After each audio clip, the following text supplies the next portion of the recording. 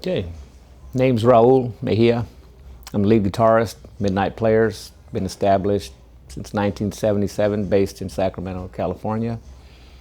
And I'm still currently playing Sacramento region. Most of us, the original members, are gathered and formed this group out of Sacramento High School. So that's where we all met and formed a band, and we've been playing ever since.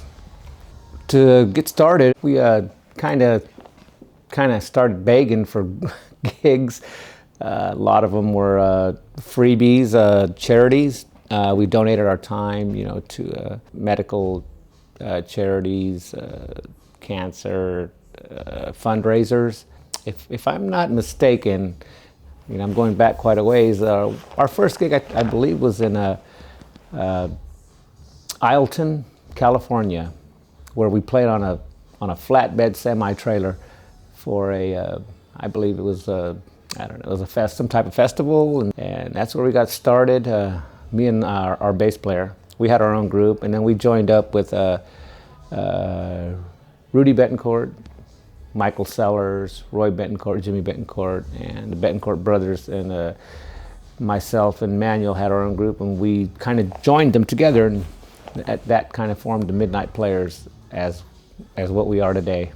A huge influence on the Midnight Players was groups out of the 80s, probably. I want to say not necessarily just the 80s, just because we started in the 80s or late 70s, but it was actually groups like Midnight Star and Ohio Players, which I believe kind of influenced the name Midnight Players from Midnight Star, Ohio Players, Midnight Players.